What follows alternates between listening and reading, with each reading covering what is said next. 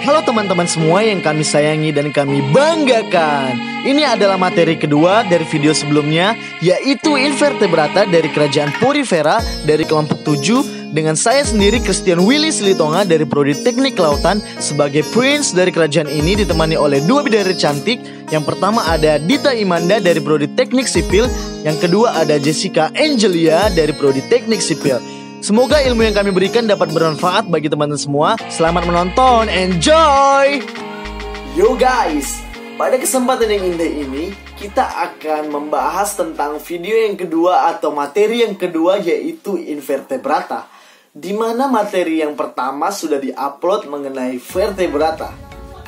Invertebrata sendiri merupakan kebalikan dari vertebrata, di mana invertebrata adalah sekelompok hewan yang tidak memiliki tulang belakang.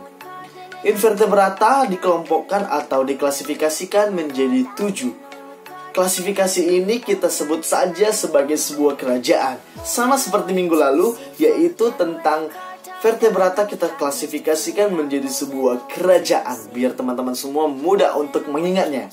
Yang pertama ada kerajaan Porifera, yang kedua ada kerajaan Nideria, yang ketiga ada kerajaan Platyheminthes, yang keempat ada kerajaan Mollusca, yang kelima ada kerajaan Annelida, yang keenam ada Arthropoda, dan yang terakhir yang ketujuh ada kerajaan Enchidermata. Nah, kami memiliki kerajaan juga loh teman-teman di invertebrata ini, yaitu kerajaan Porifera.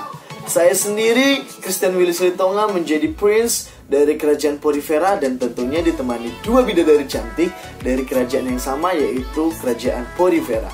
So, sudah pasti kami akan membahas tentang Porifera.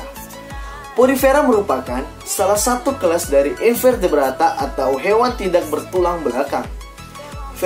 Porifera ini adalah hewan yang pada permukaan tubuhnya berpori. Pori-pori di tubuhnya dihubungkan oleh saluran kecil menuju rongga yang dindingnya mempunyai rambut getar. Fungsi dari pori ini yaitu sebagai saluran keluar masuknya air yang mengandung bahan makanan ke dalam rongga tubuh.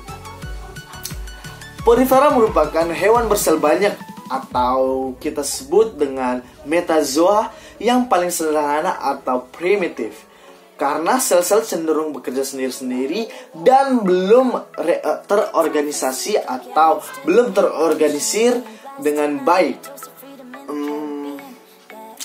Porifera juga merupakan hewan bersel banyak atau metazoa yang paling sederhana atau primitif, karena sel-sel cenderung di dalamnya bekerja sendiri-sendiri dan belum terorganisasi atau belum terorganisir dengan baik, serta belum mempunyai organ atau jaringan sejati.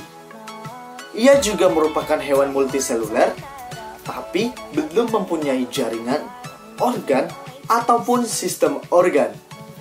Nah, gerakannya juga sangat kecil dan hidupnya bersifat menetap. Biasanya Porifera terdapat pada perairan jernih, dangkal, dan menempel pada substrat. Nah, mungkin itu pengertian atau gambaran umum mengenai Porifera. Selanjutnya akan dijelaskan secara detail oleh teman saya, yaitu Dita Imanda. Saksikan teman-teman dan simak penjelasan dari rekan saya agar teman-teman dapat belajar lebih baik lagi. Selanjutnya ada fungsi vital Porifera atau spons. Yang pertama, pergerakan. Spons muda dapat bergerak bebas atau motil, tetapi spons dewasa adalah hewan yang sesil atau tidak dapat berpindah tempat. Akan tetapi, beberapa spesies dapat bergerak sangat lambat dengan kecepatan 1-4 mm per hari. Karena walaupun spons tidak dapat berpindah tempat, selnya dapat bergerak bebas. Beberapa spesies dapat mengkembang-kempiskan tubuhnya, dan ada juga yang dapat membuka tutup osculum dan ostiumnya. Yang kedua, ada sistem pernapasan, pencernaan, dan ekskresi. Spons tidak punya sistem pernapasan, pencernaan, ekskresi, dan sistem peredaran darah. Tetapi, sistem tersebut digantikan oleh sistem aliran air. Spons menyaring makanan dari air yang memasuki tubuhnya. partikel lebih dari 50 mikrometer tidak dapat masuk ke dalam ostium atau pori-pori dan dimakan oleh pinakosit dengan fagositosis. Partikel lebih kecil masuk ke ostium dan ditangkap oleh pinakosit atau amebosit di dinding ostium. Partikel yang jauh lebih kecil seperti bakteri dapat melewatinya, tetapi ditangkap oleh koanosit atau lapisan bagian dalam. Amebosit kemudian mengedarkannya ke seluruh tubuh, dan air yang masuk akhirnya dikeluarkan oleh flagela yang dimiliki sel koanosit. Yang ketiga, ada sistem reproduksi. Secara aseksual, spons bereproduksi menggunakan 3 cara, yaitu tunas, gemula, dan fragmentasi.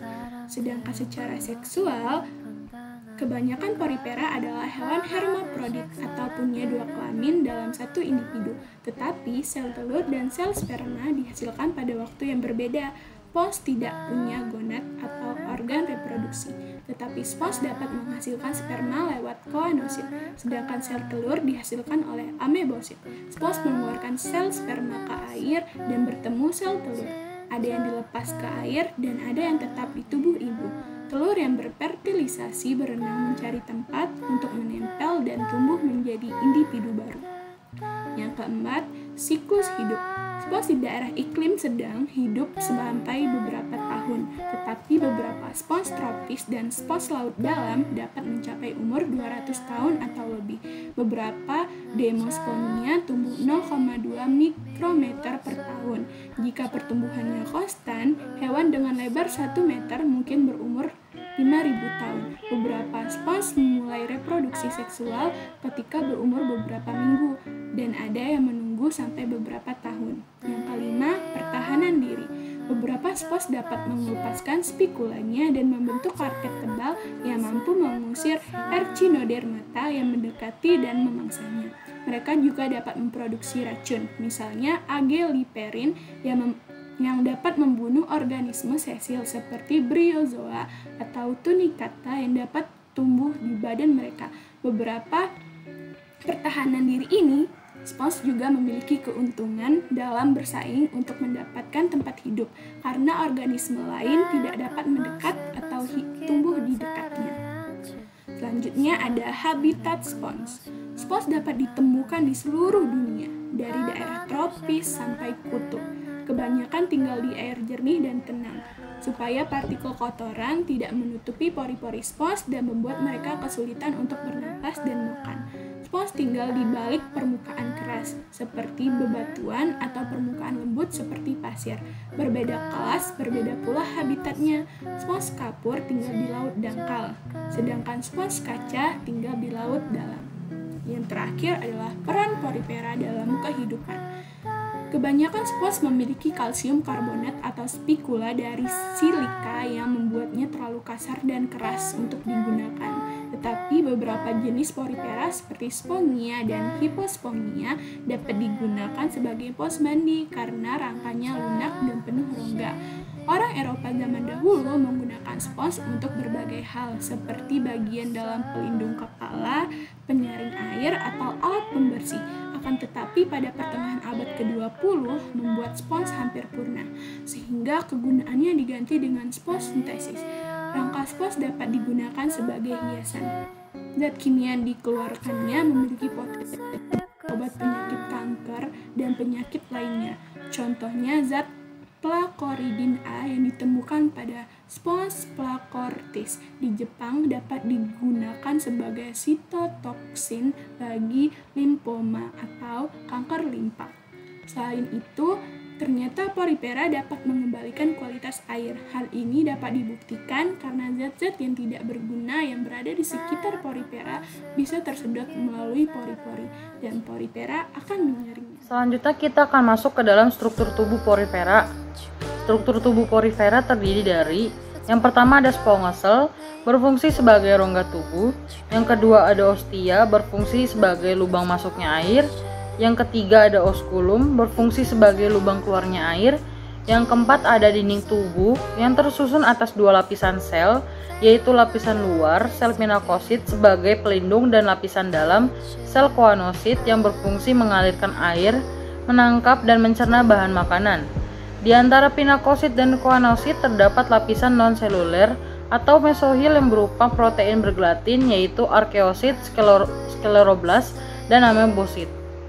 Yang terakhir ada spikula, berfungsi menyokong tubuh porifera. Spikula memiliki berbagai macam bentuk sesuai dengan jenis porifera. Spikula terbentuk dari kalsium, serabut spongin, maupun kalsium karbonat. Lalu kita akan masuk ke dalam klasifikasi filum porifera. Yang pertama ada kelas Calcarea atau Calcispongi. Kerangka tubuh pada kelas Calcarea berupa spikula yang mirip dengan duri-duri kecil dari kalsium karbonat, misalnya Scypha, Leucosolenia, dan Grantia. Ciri-ciri Calcarea ialah rangkanya tersusun atau kalsium karbonat, tubuhnya berwarna pucat dengan bentuk vas bunga atau silinder, tingginya kurang dari 10 cm, dan hidupnya di laut. Selanjutnya ada kelas Hexatinellida atau Hyalospongiae. Kerangka tubuh kelas Hexatinellida berupa spikula bersilikat atau kersik yang umumnya berbentuk silinder atau corong, misalnya Euplectella aspergillum. Ciri-ciri Hexatinellida ialah spikulanya berjumlah 6, tubuhnya berwarna merah pucat dan bentuknya seperti vas, dan yang terakhir hidupnya di laut pada kedalaman 200-1000 meter. Dan untuk kelas terakhir ialah kelas Demospongiae. Kelas tubuh kelas Demospongia terbuat sponging saja atau campuran dari sponging dan zat kersik, misalnya Eospongia sp dan Spongilla sp. Ciri-ciri Demospongia ialah tersusun dari sponging, tubuhnya berwarna merah cerah dan mengandung pigmen yang terdapat pada amebosit, tinggi dan diameternya menjadi lebih dari 2 meter, bentuk tubuhnya tidak beraturan dan bercabang, dan hidupnya di laut dan di air tawar. God bless you.